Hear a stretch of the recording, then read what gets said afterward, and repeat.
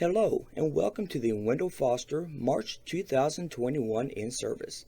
My name is Wesley Gaynor and today we will cover the topics of using Wendell Foster's vehicle safely, workplace harassment, and tips for working in a diverse and inclusive culture along with COVID-19 updates. But before we get started, let's take a minute to remember our mission here at Wendell Foster along with our vision. Our mission, simply put, is why we exist, and that is to empower people with disabilities to realize their dreams and potential.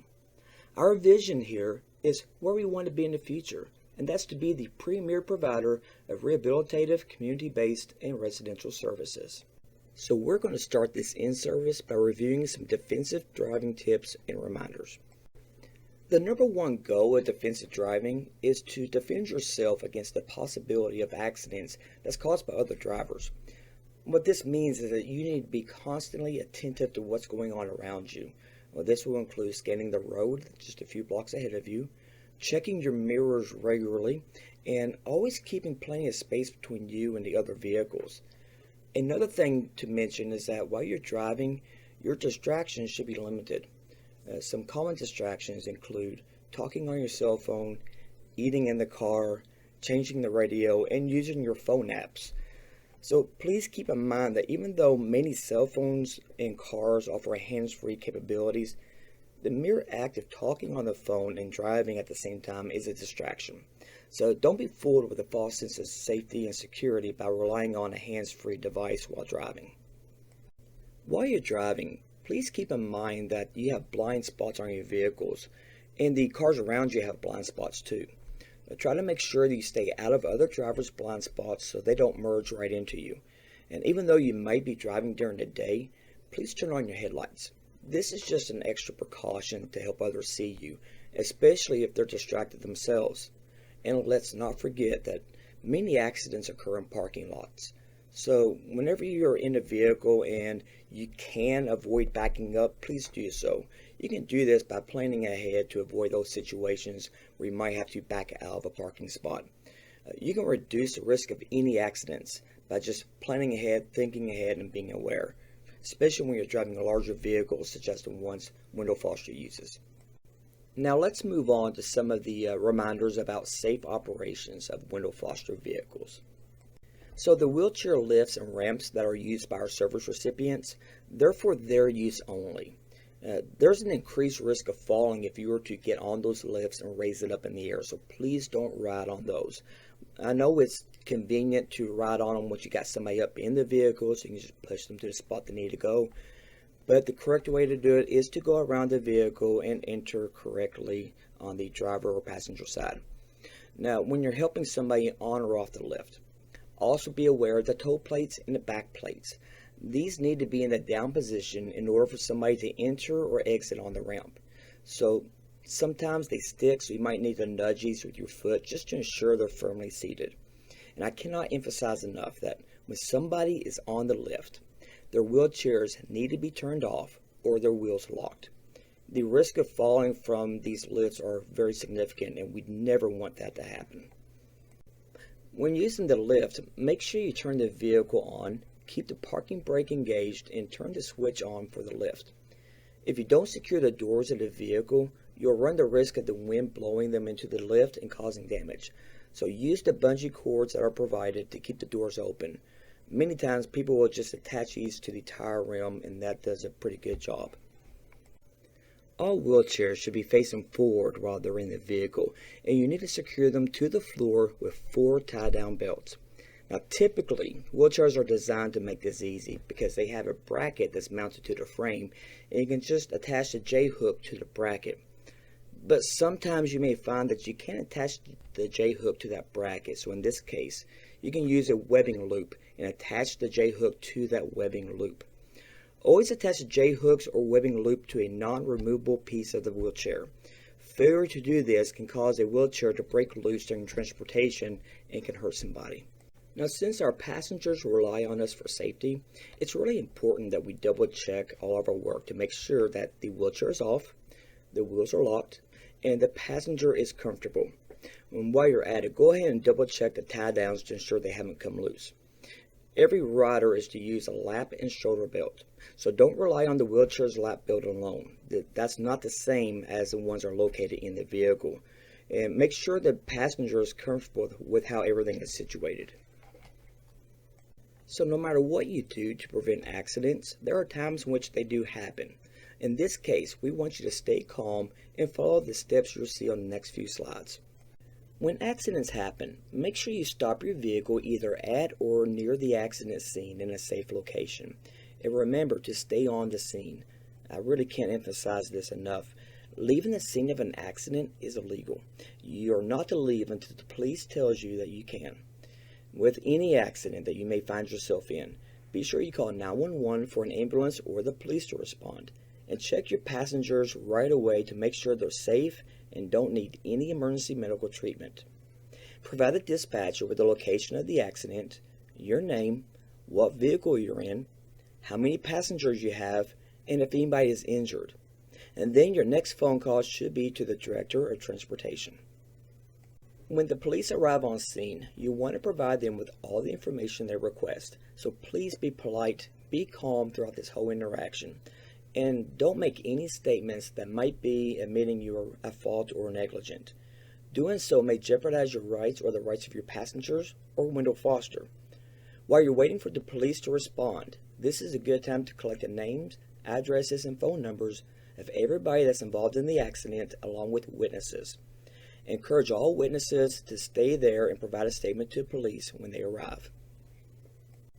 So if this is an accident that involves other vehicles and drivers, you're going to want to collect all the information that you see here. And again, you can gather this while you're waiting for the police to arrive. If the other vehicle tries to leave, go ahead and write down what type of car it is and the color of it along with the license plate number. So as with any incident here at Wendell Foster, you're going to need to write down a report of exactly what happened right before, during, and after this collision. It's Wendell Foster's policy that if anybody is involved in a vehicle accident and the vehicle is towed, or if someone requires medical attention, the driver must submit to a drug and alcohol screening. Another situation you may find yourself in is if you hit an unoccupied parked vehicle or if you damage somebody else's property.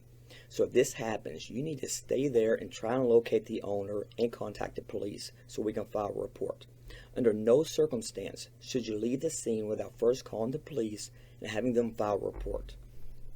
So once you've returned to the facility following an accident, there's one more thing for you to do, and that's to complete a Wendell Foster Vehicle Accident Report. The Director of Transportation or your supervisor can give you a copy of this. Just make sure you complete this as soon as possible after the accident or at the end of the driver's shift. The following slides are going to show us how to complete this form. So as we can see, this form is really simple to complete. We're just trying to capture the basic information of everybody that's involved. In this example, we can see that the driver is the Muffin Man, and he had an accident that was on March 11th, 2021 at 2:33 p.m. And we even wrote down all of his information, including his address on Drury Lane and his phone number and even the vehicle number. So a lot of vehicles, such as Wendell Foster's, will actually have a vehicle number on the outside of it for people to see, and we want to capture that information. The next bit of information is the location of the accident itself. And as you see, we're pretty specific here. It's 129th East 18th Street. If you can't provide an exact address, you want to get as close as possible. So you can even name what block of the street is or what the intersection is. Now, next is the part where we want to be very specific in what direction of travel and what the driving conditions were during this incident for all vehicles involved. As we see with vehicle 1, they were traveling east, and the road conditions was dry pavement, low traffic. It was a sunny day. They're going about 25 miles per hour.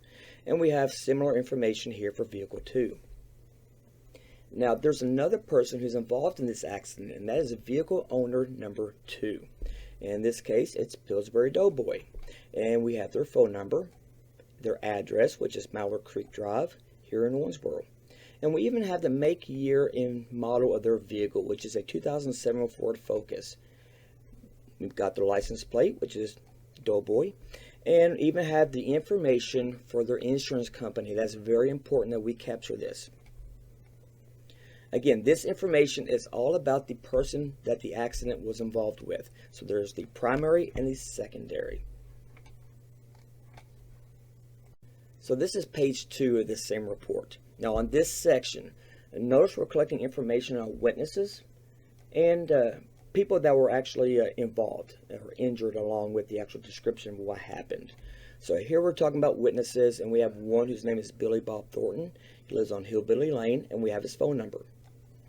Now this is a section for personal injuries. We have Muffin Man on Drury Lane, and we have a description of the actual vehicle accident. So this is what actually happened.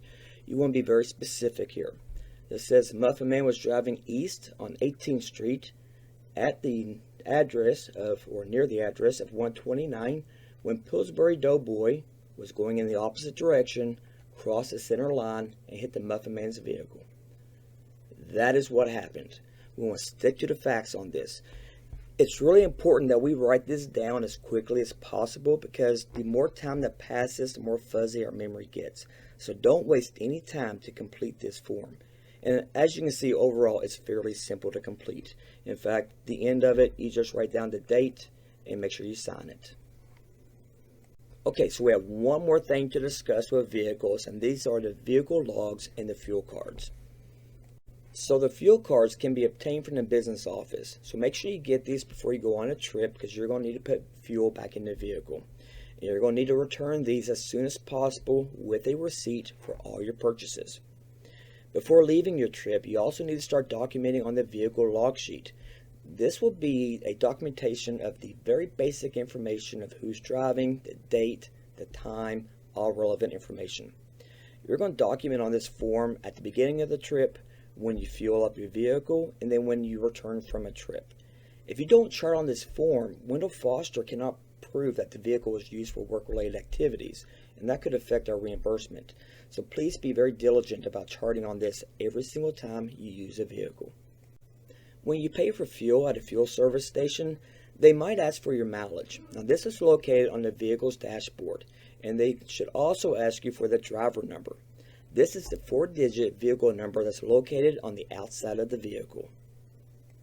So this is an example of the vehicle log and what it looks like. Once these are completed, you want to turn them into the Director of Transportation. And what I mean by this is, once every single line of this form has been completed, there's no room for any more information, you should remove it and give it to the Director of Transportation. Now this is very, very important. Everybody needs to listen up here.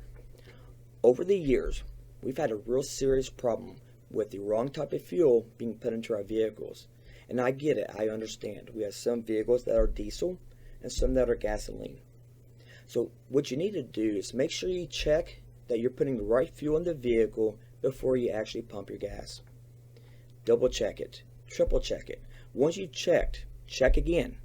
Putting the wrong type of fuel in a vehicle can cost us a lot of money, and they can put a lot of wear and tear on that vehicle. And we know accidents happen, but you can prevent this accident from happening by taking just a few seconds and making sure you know if this is a diesel or gasoline vehicle. And now we're going to discuss workplace harassment. So to start with, let's talk about what illegal harassment means. As we see here, illegal harassment is unwelcome conduct that's based on race, color, religion, sex including pregnancy, national origin, age, or being 40 years old or older, disability, or genetic information. Harassment that's based on these criteria are considered illegal when it occurs at work. There are also laws that prevent harassment if it's directed at a person in retaliation for filing a discrimination charge, testifying, or participating in an investigation or lawsuit. The big takeaway from this is that having a workplace that is free from harassment is not just a Wendell Foster policy, it's also the law. Along with what we already discussed, there are other laws that make harassment illegal, such as the Americans with Disabilities Act, and there's also the Equal Pay Act of 1963. And let's not forget the Pregnancy Discrimination Act of 1978. Wendell Foster has a zero tolerance policy for any harassment in the workplace. Our culture is one in which all employees should avoid offensive or inappropriate harassing behaviors while at work. In fact, we believe that all employees have the right to work in an environment where there is no offensive or inappropriate harassing behavior. We believe it's everybody's responsibility to ensure that Wendell Foster is free from harassment at all times. Wendell Foster's policy A-3 is an anti-harassment policy, and it states that as an employee, you're expected to adopt a high standard of conduct every day. Now, this is to ensure that every employee and those that we serve are treated the way each one of us will want to be treated. Now, when talking about harassment, it's important to understand that it becomes illegal when the person has to endure the offensive conduct in order to keep their job. It's also illegal when the conduct is either severe or pervasive enough that it creates a work environment most reasonable people would consider intimidating, hostile, or abusive. So here we have some examples of conduct that may be considered offensive and that can certainly interfere with work performance. So for harassment to be considered illegal, it must be directed at one of the classes that are protected by law, and we can see these classes here. It includes people of any race, color, religion, national origin, age, disability status, genetic information, military status, and gender. A lot of times, there's confusion about workplace harassment and bullying. Bullying is not acceptable here at Wendell Foster, but it is not a type of illegal harassment unless it's directed towards one of the protected classes that we just named. It is understood, though, that both behaviors cause hurt and harm, and it's usually derived from a person's desire to have power and control over somebody else. And here are some examples of workplace bullying. This can include verbal abuse and profanity, gossip, or even aggressive emails or notes. Wendell Foster has zero tolerance for bullying here at work. So if you see something, you need to say something. Another form of illegal harassment is called sexual harassment. Sexual harassment is defined as unwelcome verbal, visual, nonverbal, or physical conduct of a sexual nature, and is based on someone's sex. It's conduct that's severe or pervasive, and it affects the working conditions or creates a hostile work environment. This is considered a form of illegal sex-based discrimination. So within that definition, there are some key phrases that we need to define. And the first is unwelcome. For sexual harassment to be considered illegal, the person that is directed towards must tell the perpetrator that it's unwelcomed and unwanted. Now, this can be done either verbally, in writing, or through action. But once this has been made known, the conduct is then considered unwanted. Sexual harassment can come in many different forms. It can be verbal, visual, nonverbal, or physical conduct. Now here we can see some examples of both verbal, written, or physical harassment. And again, we must emphasize that for it to be considered illegal, the person that's performing the action must be told to stop and that it's unwelcome. Now, some examples of nonverbal sexual harassment includes staring at a person's body. And an example of visual harassment is the displaying of images of a sexual nature. And now let's look at the terms severe or pervasive. The key word here is or. The action must be severe or pervasive. It doesn't have to be both. So here we see a good example where a single unwanted sexually suggestive comment can offend somebody, and while yes, it's totally inappropriate, it may not be severe or pervasive. That is because pervasive means it happens frequently or persists over a period of time. Multiple minor and separate incidents can all add up to sexual harassment if, when combined, they have a negative impact on the actual work environment. So to determine if the harassing conduct is severe, We should ask ourselves the three questions that we see here. 1. How often did it occur? 2. How long has the conduct been occurring? And 3. Have other people of my same gender been treated similarly? Another key point to remember is that sexual harassment is considered illegal if it affects the working conditions or creates a hostile work environment. So notice the example listed here. The conduct they endured caused their performance to suffer or possibly caused them to decline opportunities such as trainings because it would cause them to be near the harasser. And the legal determination of whether or not an environment is considered hostile is the reasonable person test. If a reasonable person of the same sex facing similar circumstances would be equally uncomfortable, then the environment may be considered hostile. So I think we can all agree that what we see right here are obvious examples of sexual harassment. When it comes to harassment, a lot of times the person accused will say, hey, I didn't mean what I said to be taken that way. But that's not a good excuse. It doesn't matter how the harasser intended a message to be taken. What matters is how the victim perceived the message. So regardless of the person's intent, their behavior will be judged based on the impact of the work environment. There are many types of sexual harassment, but what we see here are the two most common. The first is quid pro quo. And as we can see from the example, the supervisor demands a sexual favor and they'll provide something in return. Again, that is called quid pro quo. The second example is what we've already mentioned before, and this is the hostile work environment.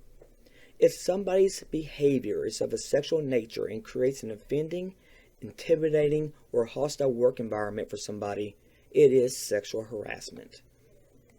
Other forms of sexual harassment that you may not be aware of includes third party. An example of this is when two people are talking about a topic of a sexual nature and a passerby hears it and is offended by it. There is also the non-employee sexual harassment. This occurs when a person that doesn't work for the employer, such as maybe a vendor, engages in sexually harassing behavior towards an employee. These people will be held to the same legal consequences as the employees are when it comes to sexual harassment. And finally, there is the same-sex sexual harassment. This occurs when a male sexually harasses another male, or a female sexually harasses another female. This is sexual harassment and is not tolerated. What is shown here are some examples of environments that the court may see as hostile. So this could be an environment where there's pornography, sexual touching, sexual jokes, or sexual propositions. Too often, people think that a sexual harasser or illegal harasser fits a certain stereotype, but that's not true. Not every person that's a sexual harasser is creepy looking and drives a plain white panel van. It could be the person's supervisor. It could be a coworker. It could even be the person that's just filling the vending machines. Honestly, a sexual harasser could be anybody. If you find that you're subject to illegal or sexual harassment, you have a duty to speak up and tell them to stop. Honestly, some people just don't realize the impact of their words, so speak up and let them know. And then we want you to write a statement about the incident. Include the names of witnesses and give this to Human Resources. And when you write your statement, make sure you include the dates, times, places, witnesses, what was said, and then your response to the incident. And again, this report should be turned in to your supervisor or Human Resources. If you were a witness to the harassment, please support the victim. Now you can do this by telling the offender that their behavior was observed and inappropriate, and then go ahead and write a statement to give your supervisor or Human Resources. We can all keep this place free from harassment by supporting Wendell Foster's policies and initiatives. As a supervisor, you have a duty to take action if you suspect harassment of any form is occurring in the workplace, or if you should have known that it was occurring. You see, this is one of those times in which ignorance is not bliss. In fact, if it's obvious you should have known what was happening, then as a supervisor, you're going to be held accountable. So this means you don't wait for a complaint to be filed. You instead address the issue immediately. When illegal or sexual harassment is reported, it starts a process in human resources that will ensure each and every case is handled consistently and thoroughly. The first step is the reporting process. So this starts an investigation that will begin within 10 working days after the initial report. This investigation can last up to 15 days, but once it's finished, Human Resources will write a report of their findings and recommendations and send it to the CEO. For issues that may require protection from reprisal of reporting an incident of ethical, moral, financial, or legal nature, Wendell Foster has a hotline that can be used. I want to emphasize, though, that this is not for reporting everyday issues, but for issues that may result in reprisal. Examples of circumstances include harassment, discrimination, and improper conduct. Of course, there are other examples beyond these three. Any other issue that doesn't require anonymity should be directed towards the department supervisor. Here's the information for the whistleblower hotline. You can call them, send them an email, or visit their website. And now for our final topic. This is diversity, inclusion, and respect. Wendell Foster has a proud history of empowering people with disabilities to realize their dreams and potential. We advocate for those we support to not just be in the community, but to be of the community. And it's a noble cause that we should all take pride in. While working toward this goal, please remember that there is no I in Wendell Foster, but there is a W and E. We are Wendell Foster. All of us. Despite our backgrounds and our beliefs or ideas, it's only by respecting each other that we've been able to work together to help those we serve and support. I ask each and every one of you to celebrate our diversity by continuing to treat others how we ourselves would like to be treated. The eyes of the people we serve and support, along with the community, they're watching us. They're watching our every move. We are a shining example to everyone of how people can be supported by many to achieve their goals. We are Wendell Foster. Each day, our interactions with each other serve as an example to those that we support of how they're to be treating other people. We can't expect the people we support to be respected by society if we don't stand together and treat each other with that same respect. So it's today that I ask each and every one of you to be the change that you desire in the world. Be the example of goodness to everybody around you. Be a difference maker. Continue to see beyond our differences and join together as a team so we can show our community who Wendell Foster is.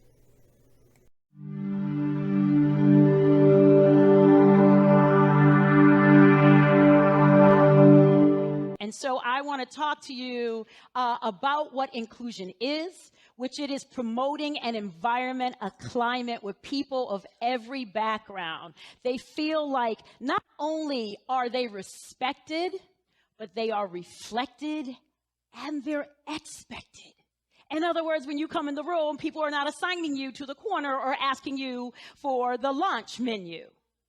To be expected is to be presumed to be there because you are the head and you said you were the head. So I'm not sure why you can't understand that I'm the head and why you're asking me to order lunch. So it's a lot about expectations. It's about being reflected in that culture. And it's also about being respected. It's also about being integrated and feeling welcomed. And your voice is being heard and your ideas are being solicited. And you feel like you have an equal opportunity to succeed.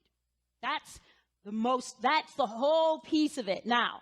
So that's why I say diversity is being invited to the party, but inclusion is being asked to dance.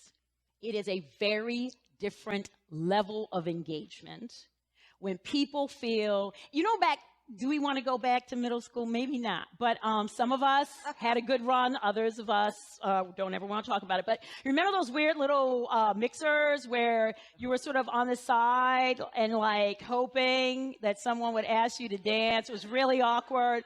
If you were straight in particular, you were like hoping that there would be like these little boys. The boys were shorter, and then it was awkward. It was awkward. But it was all about like, am I going to get into the dance? Because I'm here, but I'm on the floor. Am I on the floor? And will I be asked? And you know what? We can make up a lot of things for ourselves. But right now, what we notice is that certain people are the host of these particular environments. And without them actually inviting you on the mainstream. So where is John, the fabulous John? Did he leave? I love the idea that he chose her.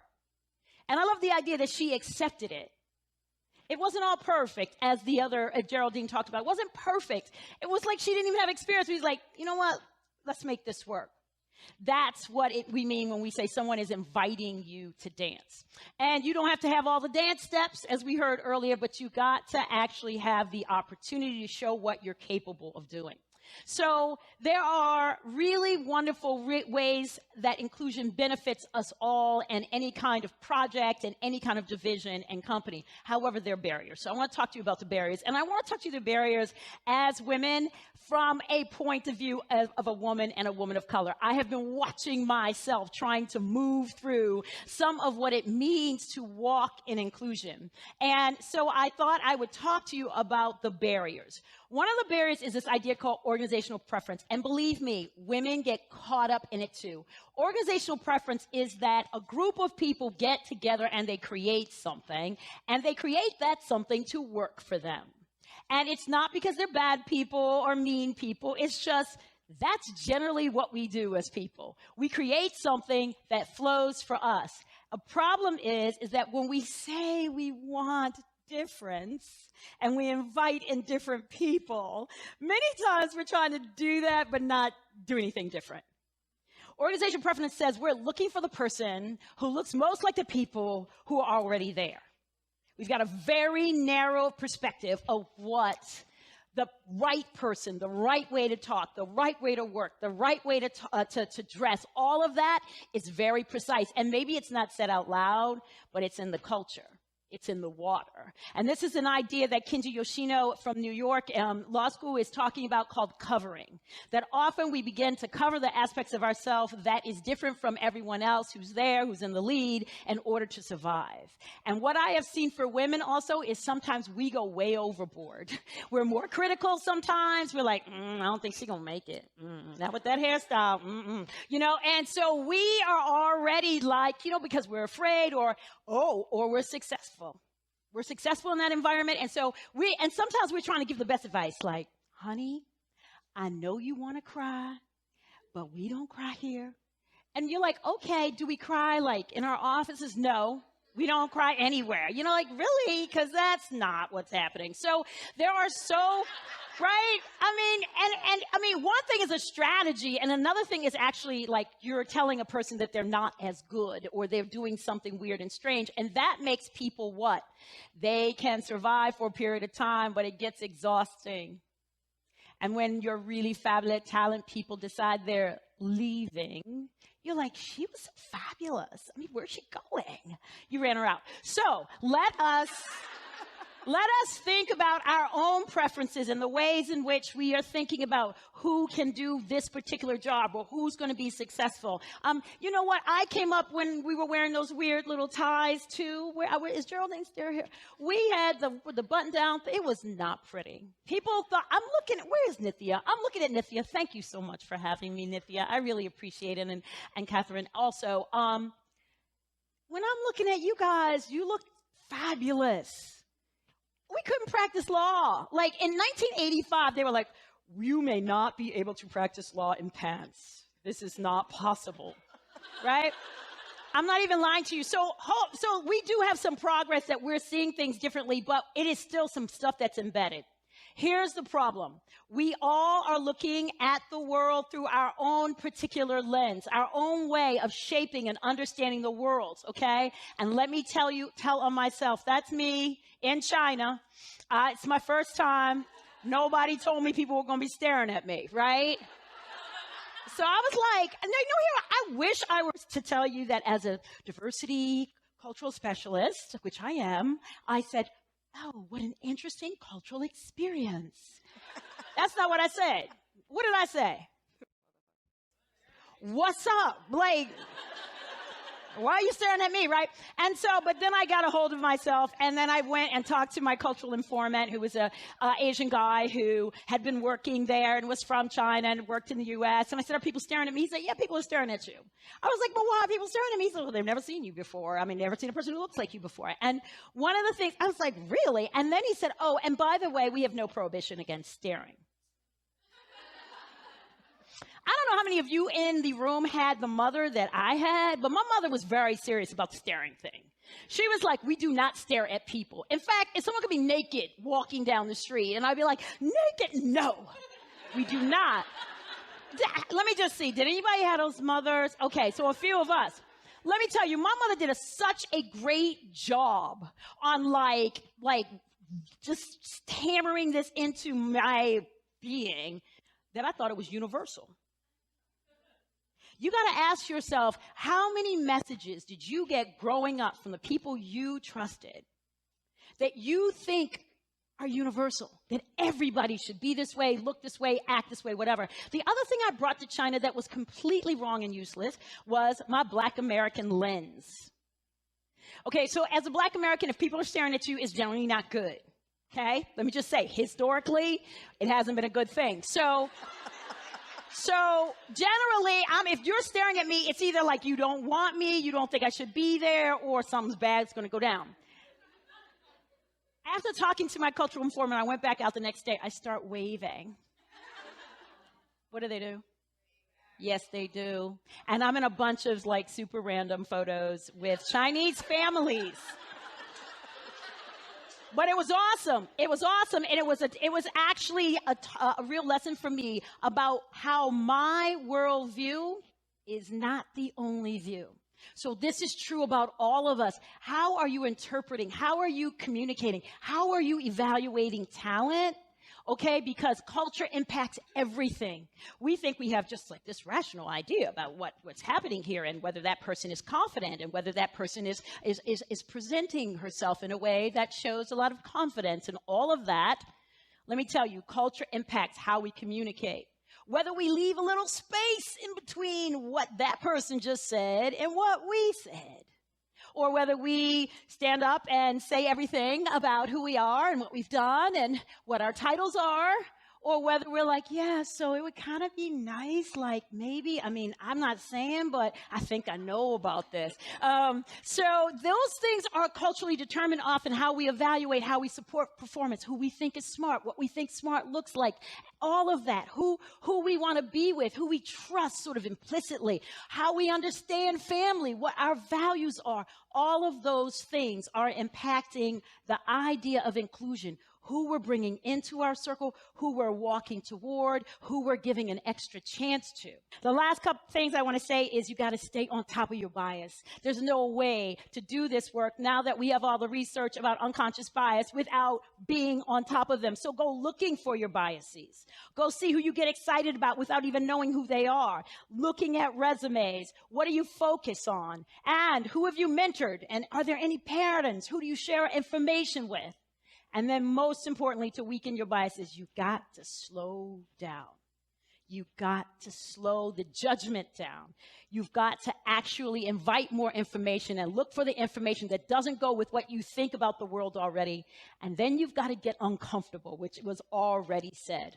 Build relationships across different, feel awkward, feel weird, until you move into the comfort and to deeper relationships. And that helps to actually push against the bias. Interrupt bias. Don't let people say things that are crazy.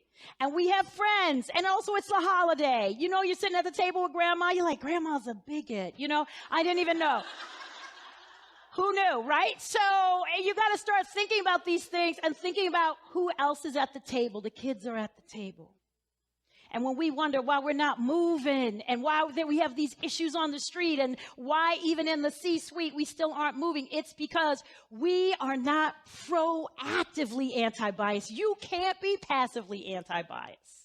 You've got to be proactive about it. So I am grateful to have an opportunity to talk to you. I'm going to ask you to move down that spectrum as often as you can. And I'm also going to tell you take some risk, because that's how we become more inclusive. And as a result, that's how we move women and all folks forward. So thank you so much. I appreciate it.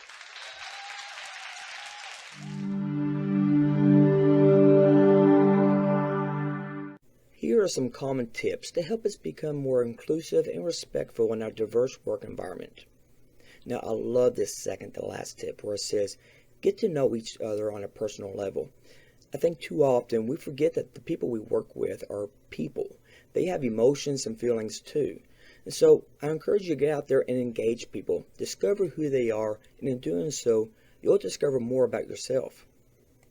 And finally, let's treat everybody fairly and equally despite anything that may seem different to you. If we were all the same, Wendell Foster would not be so unique. So let's celebrate our differences, our diversity, and show the community what happens when people work together in harmony. And now I bring you Wendell Foster updates.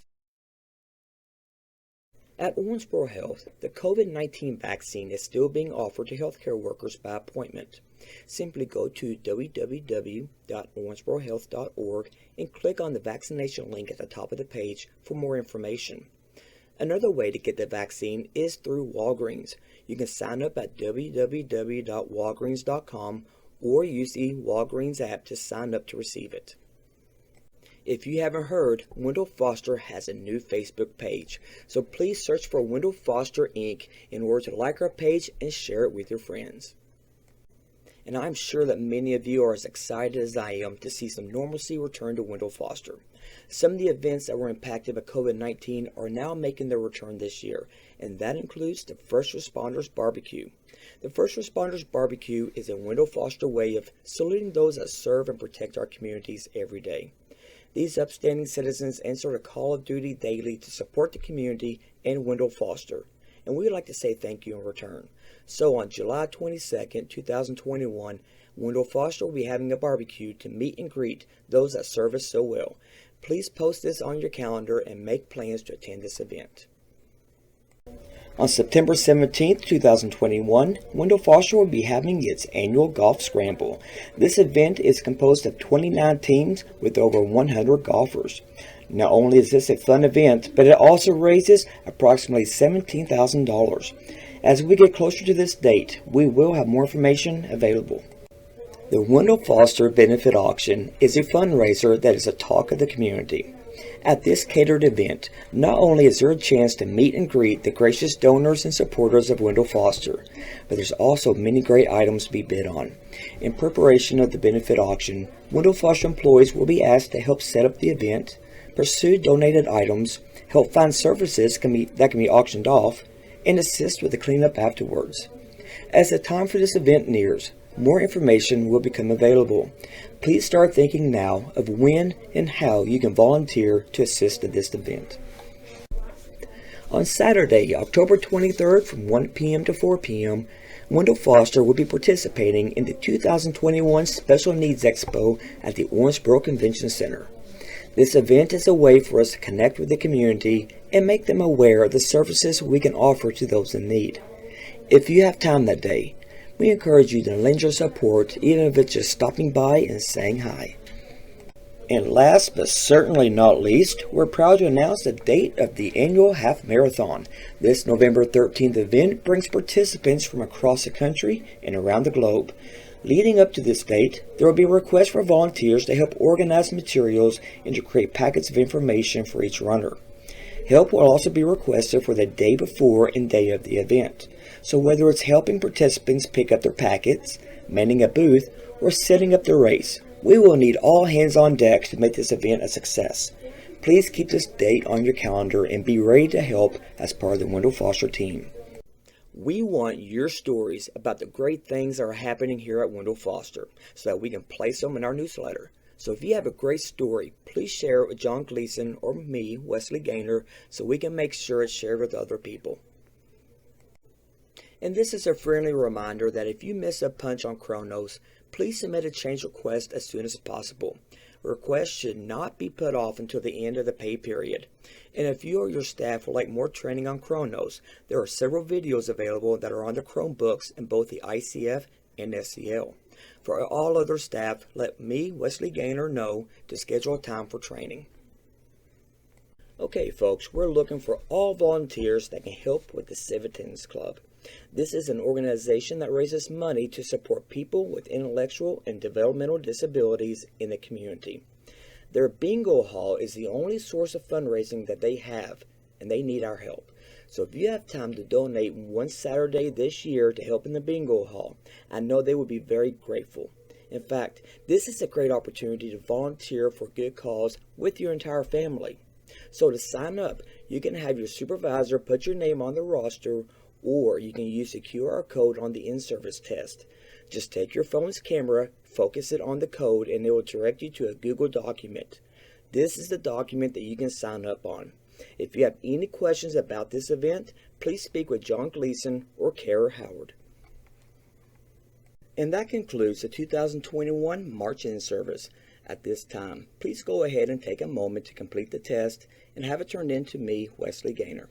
If you have any questions on the information presented, please don't hesitate to contact me at extension 409.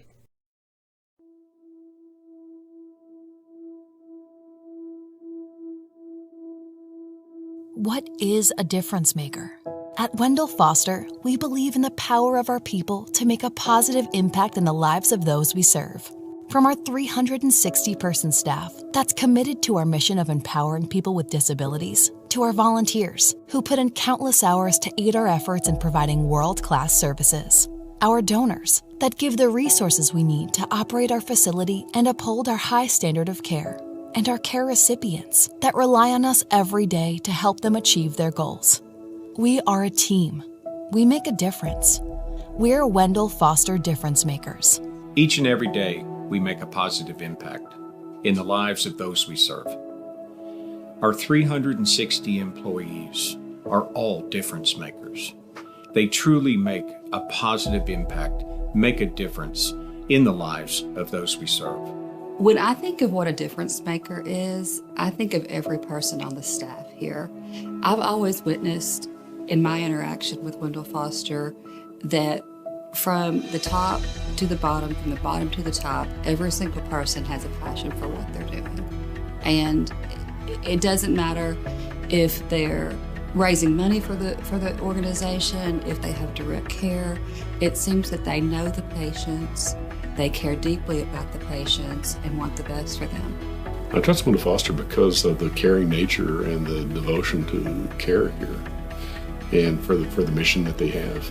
If you're a donor, a board member, a volunteer, a family member, an employee, or community advocate, you also are a difference maker to Wendell Foster. Let's all be difference makers for Wendell Foster. To learn how you can become a difference maker, visit wendellfoster.org.